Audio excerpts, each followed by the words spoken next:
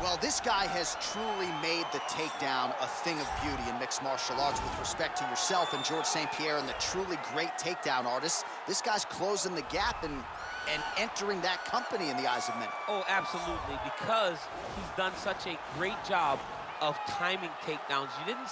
I haven't seen anyone so good at slipping a jab into a takedown since George St. Pierre. Right. He does a phenomenal job of getting from step 1 to step 2 before his opponent even realizes, now he's in on my leg. And if they do get their hips back, immediately he's up into a foot sweep or a headlock or an inside trick. It's just so many different ways for him to get you to the floor that he will throw every single one at you every single time. And a lot of fighters talk about that wrestling maintenance and how hard it is, right, over the course of a career to continue to drill those things. He talks a lot about that, and that's why he's continued to realize success here in the UFC. Well, it's always exciting when you have such a high-level Brazilian Jiu-Jitsu practitioner. This man has been a master of the submission in the UFC, and even though a lot of people know what's coming, more often than not, they're unable to stop. Because the knowledge of the Jiu-Jitsu game is truly something that it's hard to replicate when a guy is as good as he is. I mean, he will jump for a triangle. He will jump for an armbar. And as you slam him to the ground, he starts to understand, okay, I'm right where I need you right now. This is when the game starts for him. If he doesn't secure that submission, he gets you where he needs you to be in order to start to really make you drown. It's like going in deep water and getting pulled down over and over again, because every time you think, if I do this, it'll make it better, it just makes it worse. And best of luck trying to find a training partner to simulate this guy in the gym. It can't happen, and it won't happen. Ladies and gentlemen, this fight is 3 rounds in the UFC featherweight division. Introducing first, fighting out of the blue corner. This man is a jiu-jitsu fighter holding a professional record of 17 wins, 6 losses. He stands 5 feet 7 inches tall, weighing in at 145 pounds. Dan 50K EK!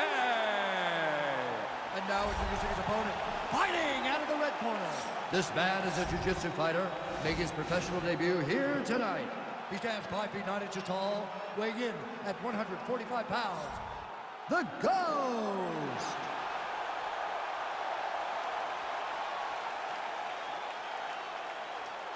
And when the action begins, our referee in charge, Herb Dean. Herb Dean, our referee for this one.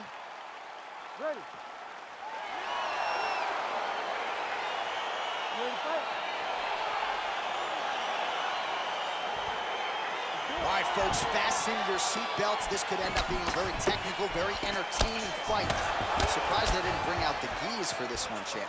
I mean, you would have thought as a jiu-jitsu watcher that you would see these two competitors at a jiu-jitsu. Oh, his opponent's got to be more urgent here. That's going to hurt. Got to get out of there. Oh, nice.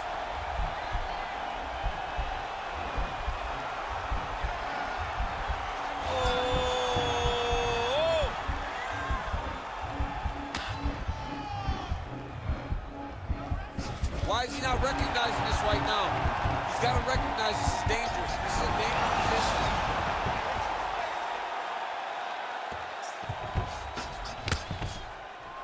Oh, man, this ground and pound is good. Probably my favorite striking realm in MMA, and he's as good as it gets. The problem is his opponent is not controlling his posture. He's allowing his opponent to get up, and when he does, he creates distance space to land these beautiful ground and pound combinations. Oh, nice job to reverse position on the ground. It was bad, but now it's not so bad. What a fantastic sweep. Strong bottom work here, staying busy. Well, there are few things more fun to watch in mixed martial arts than these type of transitions and scrambles on the ground. High-level grappling can really be entertaining. Well, you see all the grappling repetitions here. Just beautiful movement, seamless transitions on the ground. Over and over, these guys are doing things that you see in every jiu-jitsu gym around the country. All right, dominant position for him here, full mount. If you're the bottom fighter, better start moving those hips, DC. Oh, you gotta start moving those hips. What you should do initially, right, is start to push at the knees. Push at the hips. Oh, looks like he's transitioning to an armbar. You cannot stay in the guard of these great jiu-jitsu guys. Attacking armbar.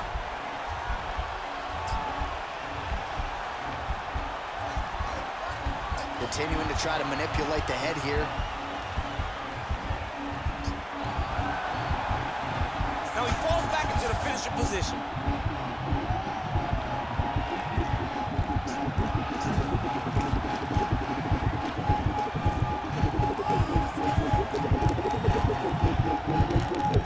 Oh, and he pins the arm down, and that is it. So the tap comes shortly thereafter. He got the arm straight, right? The moment he was able to break the lock, John, his opponent was in trouble.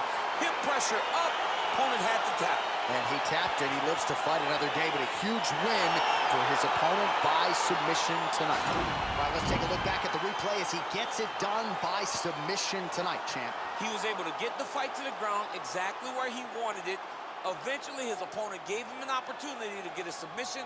He did that, and he should be very proud of the work he did tonight in the octagon.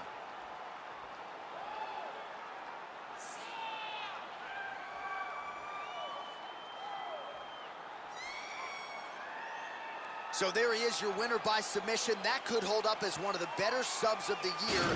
Near perfect execution tonight. Ladies and gentlemen, referee Herb Dean has called a stop to this contest at 4 minutes, 4 seconds of the very first round. Declaring the winner by tap out, the Well, the celebration is on in his corner, and hard to blame these guys, sort of waiting to exhale, get a huge win tonight, and not just the win, but they get it by submission.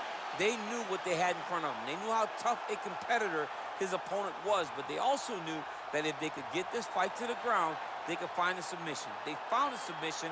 He got his hand raised in the way